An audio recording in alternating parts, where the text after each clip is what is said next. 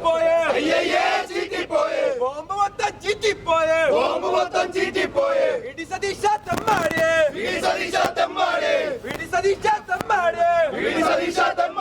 പെണ്ണുപിടിയനെ കൂട്ടി നിൽക്കും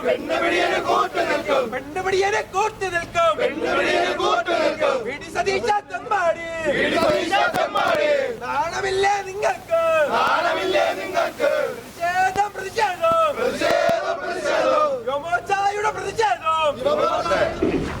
രണ്ട് ദിവസങ്ങൾക്ക് മുമ്പാണ് യുവമോർച്ചയുടെ നേതൃത്വത്തിൽ ഒരു വിത്തുകാളയുമായി നമ്മൾ സമരം നടത്തിയത്.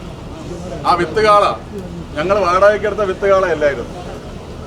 വി ഡി സതീശന്റെയും സണ്ണി ജോസഫിന്റെയും ഷാഫി പറമ്പിലിന്റെയും ഒക്കെ തൊഴുത്തിൽ കെട്ടിയിരുന്ന, നിങ്ങൾ കേരളത്തിലെ ഹോട്ടൽ മുറികൾക്കകത്തും തട്ടം പുറത്തും സ്ത്രീകളെ പീഡിപ്പിക്കാൻ, ബലാത്സംഗം നടത്താൻ, ലൈംഗിക വൈകൃതങ്ങൾക്ക് സ്ത്രീകളെ ചൂഷണം ചെയ്യാൻ, അമ്മപെങ്ങന്മാരുടെ ആത്മാഭിമാനത്തെ കവർന്നെടുക്കാൻ നിങ്ങൾ ഉപയോഗിച്ച വിത്തുകാളയെ ഞങ്ങൾ 2 ദിവസം മുമ്പ് ഇവിടെ കൊണ്ട് കെട്ടിയിരുന്നു. സതീശൻ ആ കാളയെ കിട്ടി എന്നുള്ളതാണ് സതീശന്റെ വാക്കുകളിൽ നിന്ന് നമുക്ക് മനസ്സിലാവുന്നത്. സതീശന് ആ കാളയുടെ കുത്ത് കിട്ടി എന്നാണ് ഈ സതീശന്റെ ഈ പറയുന്ന വാക്കുകൾ കൊണ്ട് കേരളത്തിലെ പൊതുജനങ്ങൾക്ക് മനസ്സിലാകുന്നത്. അപ്പോ രാഹുൽ മാങ്കൂട്ടത്തിലെന്ന കോൺഗ്രസിന്റെ, സതീശന്റെ, ഷാഫി പറമ്പിലിന്റെ, സണ്ണി ജോസഫിന്റെ വിത്തുകാളയുടെ കുത്ത് കിട്ടി നിങ്ങൾക്ക് ശരീരത്തിൽ നിന്ന് ചോര പടിച്ചിട്ടുണ്ടെങ്കിൽ അതിന് മെക്കിട്ട് കയറേണ്ടത് ഭാരതീയ ജനതാ പാർട്ടിയുടെ മണ്ടക്കല്ല എന്ന് മാത്രമാണ് സൂചിപ്പിക്കാനുള്ളത്. അതിന് നിങ്ങൾ മെക്കിട്ട് കയറേണ്ടത് നിങ്ങളുടെ നേതാക്കന്മാരുടെ മണ്ടയ്ക്ക് തന്നെയാണ്. ഇവിടെ നിങ്ങൾ വലിയ അട്ടഹാസം നടത്തി, വലിയ പ്രഖ്യാപനം നടത്തി. ഭാരതീയ ജനതാ പാർട്ടിയെ, കേരളത്തെ പിടിച്ചു കുലുക്കുന്ന, പ്രകമ്പനം സൃഷ്ടിക്കുന്ന ബോംബ് ഇതാ ഞാൻ പൊട്ടിക്കാൻ പോകുന്നു. മിഥുനൻ സിനിമയില് നമ്മളൊരു ആ സിനിമയിലെ ഒരു ഭാഗമുണ്ട്. അതിനകത്ത് ഒരു ഹോമം നടത്തുന്നു.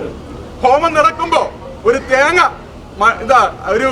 ഹോമത്തിൽ ഒരു തേങ്ങ പൊട്ടിക്കുന്ന ഒരു സീന് നമുക്കറിയാം.